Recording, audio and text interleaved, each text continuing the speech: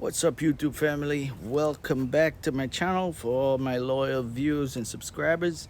And if you're new, I'm glad that you're here. It's your boy, Caribbean Duck, the original Duck Man. Let's take a walk in the yard. I'm gonna use something from one of my plants in the yard as one of the ingredients in my recipe for today. This is called roku or anato.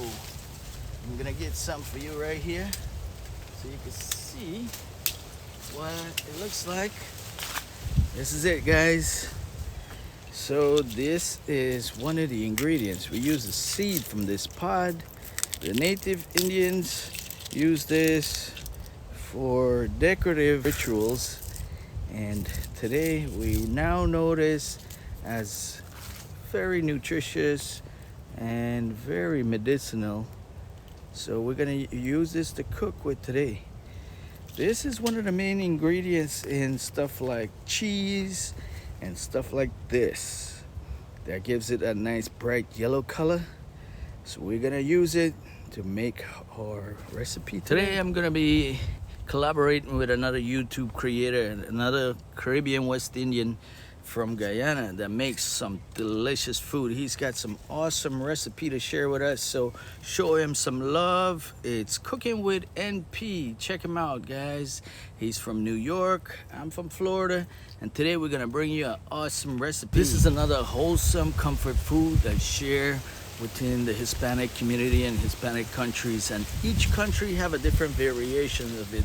Also, the Caribbean folks, they have their own version of it, like metamg. Some may call it soup, but this really is a soup stew recipe, and it's very well enjoyed with white rice. So follow along with me and we'll get started. I'm going back into the kitchen. In this episode, I'm making a warm, delicious, comforting Sancocho. So please continue to watch. And in this collaboration, my friend is going to be sharing his yellow rice recipe. Caribbean people, you are the best, so yes, take that stress off of you. So for our ingredients, we're going to start out with some thyme, some scallion, some Spanish oregano, and celery stalks.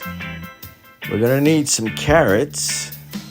We're going to need our yuca, 2 nice yuca. We're going to need our malanga or edos. And we're going to need some fresh corn on a cob. We're going to need green plantain. 1 large green plantain is good. Some sweet potato yam. And our calabaza, or pumpkin, or red and green sweet pepper. Onion, garlic, hot pepper, and tomatoes. And I'm also going in with some Guyanese weary pepper. And some bay leaf, fresh from the yard. We're gonna need some of my Caribbean Duck's green seasoning. Gonna need some tomato paste. And we're gonna need some meat. Any kind of meat of your choice is good. Today I'm using some fresh goat meat and some beef. So first we're gonna start by washing our meat with some vinegar and lemon juice. We're gonna scrub it clean and wash it thoroughly.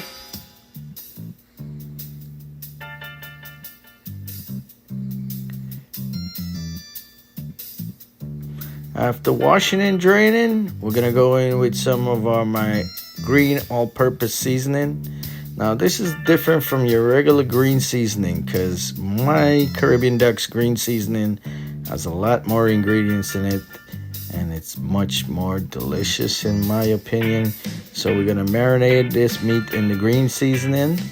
I'm gonna add a little bit of black pepper and salt so that it penetrates and absorb into this meat while it's set aside for about an hour.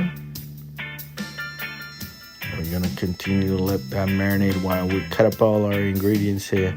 I'm gonna start with my malanga, and I'm not gonna use a peeler. I'm using a knife because I gotta get down deep to remove that skin. And this is the way I do it. Just go ahead and peel it, and we're gonna cut it in chunks, nice big chunks. So when we put it in our pot, we don't want it to melt out And for our yuca, this is the way I try to peel my yuca. This is the way that I learned how to peel the yuca. Just go around, take the skin off. But there's another way. You can use your regular vegetable peeler and make fast work of it. And then we're gonna cut it up into nice big chunks. And for sweet potato yam, we're gonna go ahead and chunk it up after we peel it. Nice big chunks so it doesn't melt out. Just like this size.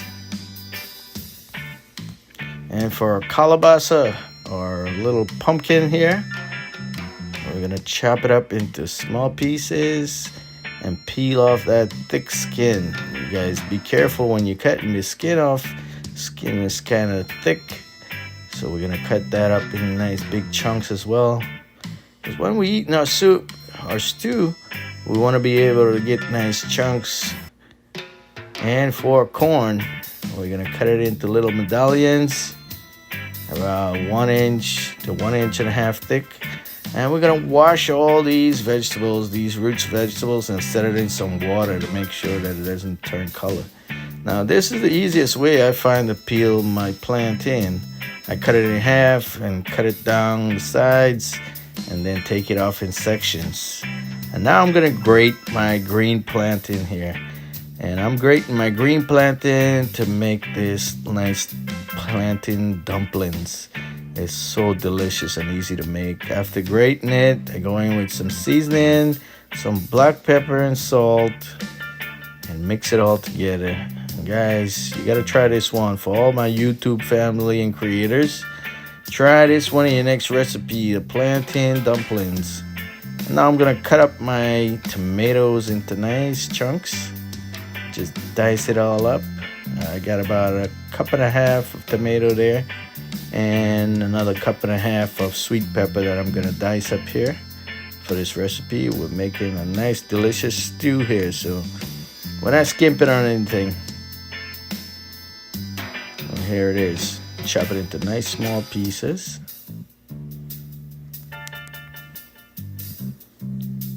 And now for our onion, we're going with 1 medium-sized onion. Just dice it up and set it to the side. And we're gonna need some celery stalks that I'm gonna chop and mince.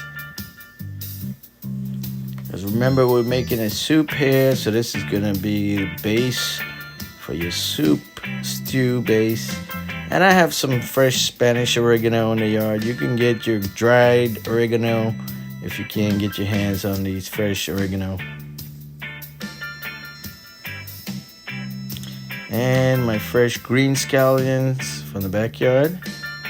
I'm gonna go in with about maybe 3/4 cup of that. And fresh thyme. About 2 tablespoons of fresh thyme.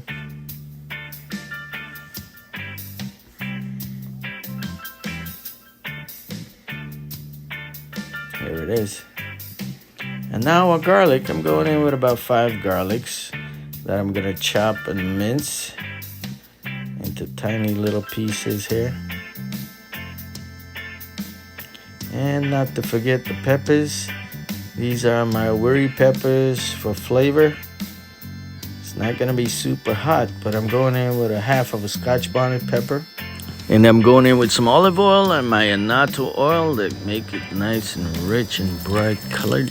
Now 2 bay leaves go in. I'm gonna get all that flavor from the bay leaves. And then I'm going in with all my chopped herbs and seasoning. We're gonna saute that and get all the flavors going. And we're gonna brown it a little bit. And now for our tomatoes. So don't worry about that. If you have a food processor, you can use your food processor. I prefer chopping it up, everything, so I can get nice chunky on. Don't worry about it. It's gonna all melt up and be combined together to make this stew. So now we're gonna saute it and get all those juices going. Cover it down, let it steam and fry up in there, and release all that wonderful flavors. There it is, guys. Remember to stir it once in a while, making sure that it's not burning on the bottom. And our bay leaf is infusing into this recipe and give it that nice, wonderful aroma. Now it's time to go in with our meat that's been marinated for about an hour. We're just gonna add our meat in there, no liquids at this point. We're just gonna let that meat absorb all that flavor there from the seasoning and cook and stew down. It's gonna release some of its natural juices, and we're gonna let it cook in the same juice and get nice and tender before we go in with the rest of the vegetables. So once in a while, we're gonna make sure that we turn this pot. And I realized that the pot that I was using before was gonna be too small, so we had to switch out for my Old Faithful. Now I'm gonna add some salt and pepper to taste and continue to let that cook on low to medium heat so that the meat get nice and tender before we go in with our vegetables. So just cover it down, let it simmer there. And here it is after about a half an hour. We check on it and give it a quick stir. The meat is cooking, looking and smelling wonderful. So we're gonna continue to let that cook. And I'm gonna add about 3 cups of boiling hot water so that it continues to cook at the same temperature. Give it a nice mix again, and we're gonna continue to let this stew cook down some more. And here it is, guys. It's been about 45 minutes altogether when this meat is cooking. So now it's time for our root vegetables. Our sweet potato, yams, edo, all goes in together, our cassava, and now we're going with our corn. And it's a good thing I switched to a larger pot. And now for plantain mix. This is a tiny little dumpling. I take 2 spoons, scoop it out, and just put it towards the top. It's gonna steam and absorb some of that flavor. It's gonna be delicious. Our pot is almost to the top. It's looking nice and chunky just like me. So we're gonna let that simmer on low heat for another 20 minutes before we check up on it. I'm gonna give it a quick little nudge and check on our meat to make sure that it's nice and tender. All our vegetables are cooked, tender to the touch with little resistance. And that's how I know that we're ready. We're ready to plate up over a little bit of rice and enjoy a wonderful Sancocho. So I hope you guys enjoy this recipe. Remember to give us a like, share, and subscribe. And I'm serving this over with a little bit of avocado. Yeah, this makes a great addition. So if you get in there with a bite, with a little bit of rice and some vegetables there, and a piece of avocado, it's like heaven. Guys, give this recipe a try. Let me know, hit me up, give me some feedback if I did good with this recipe. This Sancocho is delicious, and I'm gonna share it with a couple of people and get their feedback as well. This one is for you guys. Bon appetit. Thank you for watching. Please subscribe, ring that bell, so that you can see more recipes like this. And check out my friend Cooking with NP for his yellow rice that go along with this recipe.